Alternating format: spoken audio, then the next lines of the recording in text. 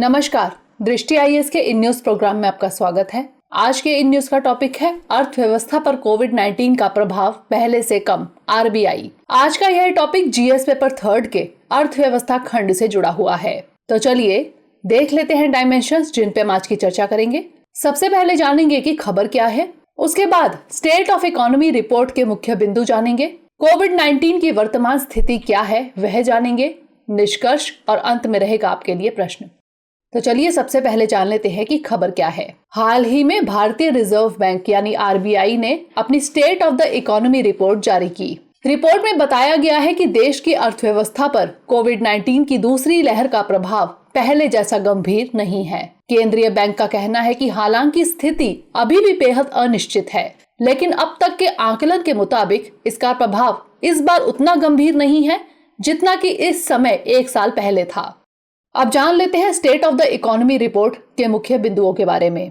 RBI के मुताबिक corona का फिर से लौटना खतरनाक है, किंतु इसने 2021-22 की पहली तिमाही में आर्थिक गतिविधियों को कमजोर नहीं किया है। इसके अनुसार वास्तविक अर्थव्यवस्था पर दूसरी लहर का प्रभाव पहली लहर की तुलना में अब तक सीमित लग रहा है।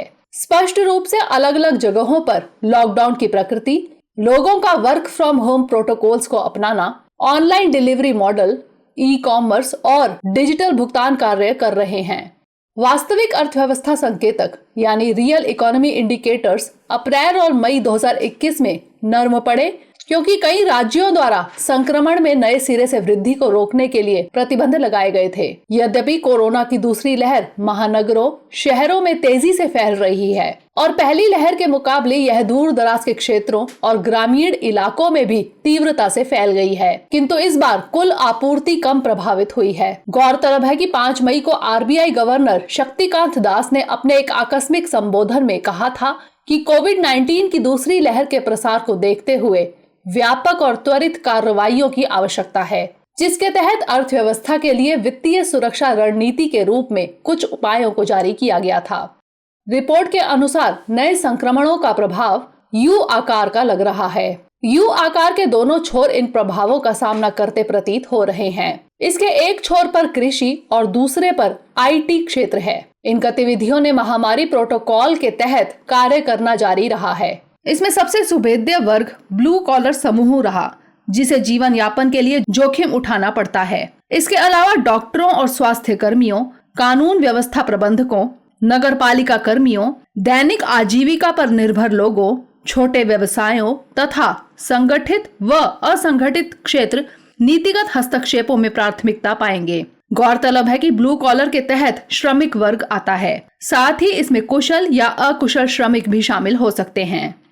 यह केंद्रीय बैंक के नए सिरे से फिर से मजबूत और सशक्त होने की दिशा में एक कदम है। आरबीआई के मुताबिक यह तो शुरुआत है, इस दिशा में अभी बहुत काम किया जाना है। आरबीआई का कहना है कि मिशिगन विश्वविद्यालय के डेटा मॉडलिंग आकलन के अनुसार प्रभावी प्रजनन यानी इफेक्टिव रिप्रोडक्शन संख्या यानी आर काउंट की दर भारत में तेजी से कम होनी शुरू हो गई है। दरअसल आर काउंट कोविड-19 से लोगों को कितनी तीव्रता से संक्रमित करता है, इसका एक प्रमुख संकेतक है। रिपोर्ट में कहा गया है कि संक्रमण के प्रसार को नियंत्रित करने में लॉकडाउन से मदद मिली और इस बार संक्रमण के प्रसार बनाम आर्थिक गतिविधि के नुकसान को संतुलित करने के लिए देशव्यापी लॉकडाउन की बजाय स्थानीय लॉकडाउन को प्राथमिकता दी गई। इसमें यह भी कहा गया कि महामारी की दूसरी लहर को देखते हुए प्रमुखता से टीकाकरण कराया जाना जरूरी है। वैश्विक स्तर पर देखें तो अमेरिकी अर्थव्यवस्था में भी मजबूती आ रही है। टीकाकरण और लॉकडाउन में ढील के कारण 2021 की प्रथम तिमाही में 6.4% की वृद्धि दर्ज की गई। इसके अलावा 2021 की दूसरी तिमाही की शुरुआत में ब्रिटिश अर्थव्यवस्था लॉकडाउन की स्थिति से बाहर आई है, जबकि वायरस के इस नए उछाल से यूरोजोन दोहरी मंदी पर आ गया है।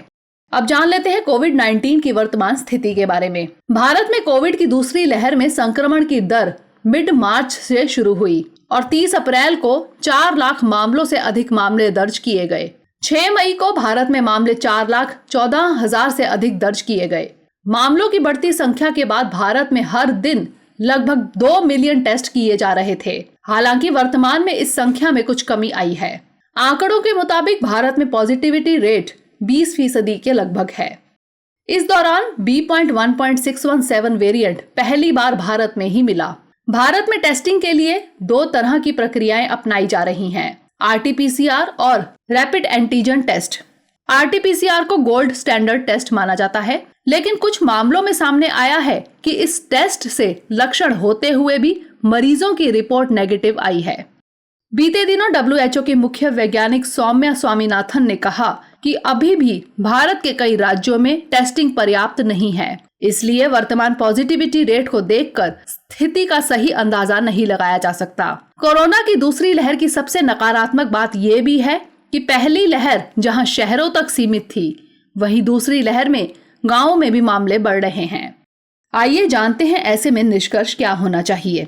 कोरोना के प्रकोप को देखते हुए जैसा कि RBI ने अपनी इस रिपोर्ट में कहा, तो बेशक ना सिर्फ हम बल्कि पूरा विश्व आगे की राह खतरों से भरी जरूर है, लेकिन भारत की नियति दूसरी लहर में नहीं बल्कि उससे आगे के जीवन में है। कमजोर आर्थिक स्थिति से गुजर रहा है, पर चूंकि अब भारत भी अपने स्तर पर वैक्सीन का उत्पादन कर रहा है, साथ ही अब बच्चों में भी वैक्सीन के ट्रायल को मंजूरी मिल चुकी है, तो उम्मीद की जा सकती है कि इस स्थिति से हम जल्द ही न केवल उबरेंगे बल्कि एक बेहतर स्थिति को भी प्राप्त करने में सक्षम होंगे। इस बार पहले की अपेक्षा राष्ट्रीय स्तर की बजाय राज्य स्तर पर अलग अलग लॉकडाउन की व्यवस्था तथा उसमें दी गई आवश्यक ढील से भी आर्थिक गतिविधियां पूरी तरह ठप नहीं हुई हैं, जिससे भी अर्थव्यवस्था पर कोविड-19 का प्रभाव पहले से कम देखा जा सकता है।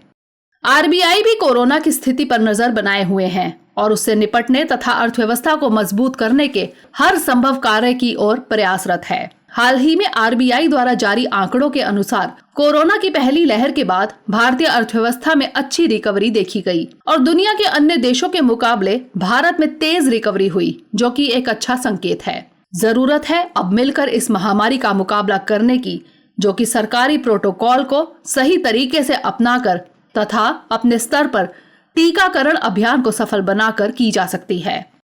आइए अब नोट कर लेते हैं आज का सवाल। कोरोना महामारी की दूसरी लहर ने भारत की अर्थव्यवस्था को किस सीमा तक प्रभावित किया है? चर्चा कीजिए। तो ये था हमारा आज का सेशन। अगले सेशन में किसी नए टॉपिक के साथ मिलेंगे। तब तक के लिए पढ़ते रहिए एंड स्टे मोटिवेटेड।